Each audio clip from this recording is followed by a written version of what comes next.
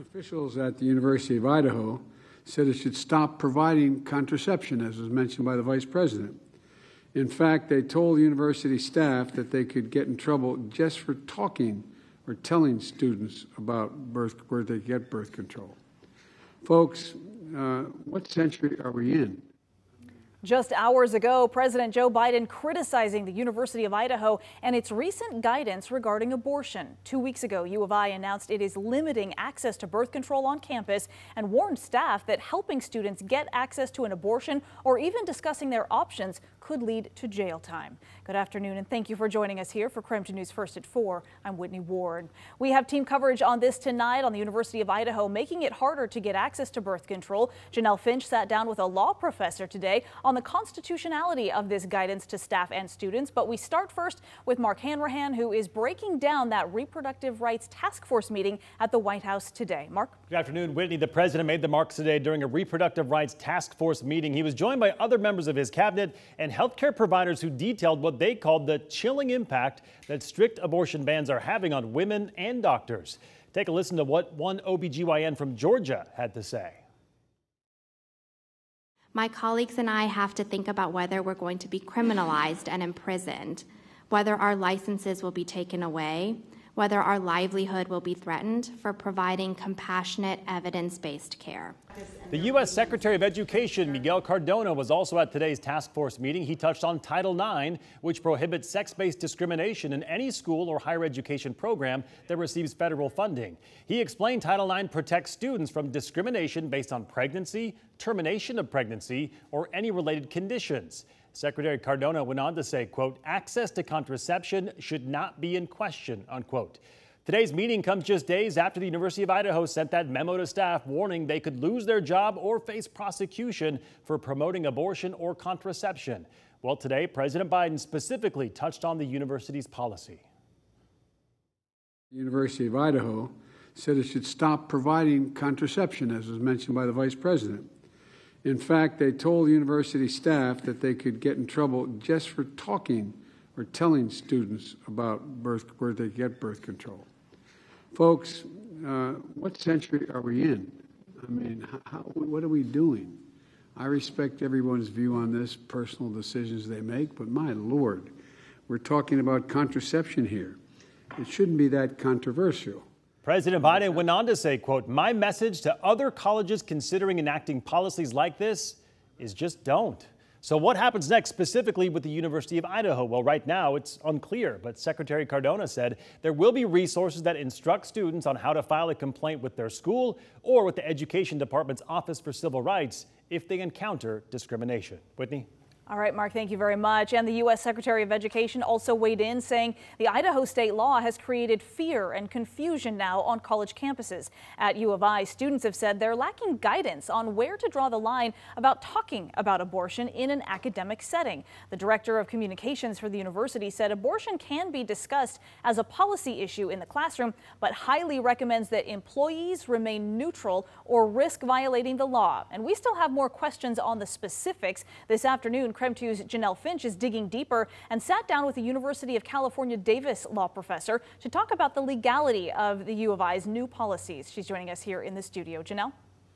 Law professor Mary Ziegler is leading an upcoming University of Idaho event that discusses abortion rights in a post-ops world. And when she read the new guidelines about how staff can talk about abortion, especially with clauses for neutral language, she says it's clearly unconstitutional. In the letter to U of I staff, employees were told they may continue classroom discussions about abortion, but teachers must maintain instructor neutrality. Ziegler says she's confused about how the university plans to define neutrality. Even though the university hasn't yet outlined future details of enforcement, she says policies limiting speech with a focus on abortion are not constitutionally just. Generally, it's not constitutionally acceptable for state administrators to mandate neutrality or to chill discussion about something like abortion. There are a variety of reasons for that. Universities are generally places where the courts want to see more of a free exchange of ideas. The courts, too, are generally worried about restrictions on speech that focus on the content of the ideas expressed or the viewpoint of the ideas expressed, and the university's policy seems to cross both of those lines. Professor Ziegler says she believes these policies could be challenged in court. She also says those on campus who are personally affected by the policies would carry the most weight in fighting them. And it's possible other schools could follow in the University of Idaho's footsteps. But she doesn't believe these guidelines are necessary in a classroom setting, regardless of a state's political view on a subject. Professor Ziegler will join a University of Idaho law professor for a discussion on abortion rights October 21st. She says the U of I has not contacted her about what she plans to bring to the discussion. Regardless, she tells me she'll approach this as she would any other conversation with any other audience about what's happening with abortion in America. In the studio, Janelle Finch, KREM 2 News. All right, Janelle, thank you very much. And of course, we are continuing to track all the details of this ban at the University of Idaho campus. But for the latest details, just go to our website right now at krem.com. You can also text the word Idaho to 509-448-2000, and we'll send our latest reporting right to your phone. We have new developments now in the case of a Moses Lake man accused of killing his wife. He has now waived his right to extradition.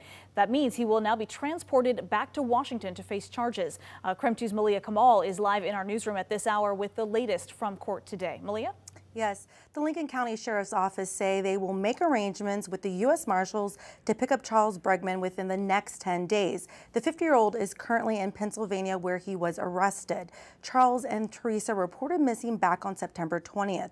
They were both last seen when Charles picked up Teresa from the Spokane airport. Court documents say that Teresa was in New York visiting an old boyfriend. The couple's daughter told law enforcement that Teresa had asked for a separation after 36 years of marriage. Law enforcement tracked the couple's cell phone to a remote area in Lincoln County, and a few days later, a farmer found her body. Charles managed to escape authorities for almost a week until he was arrested in Pennsylvania.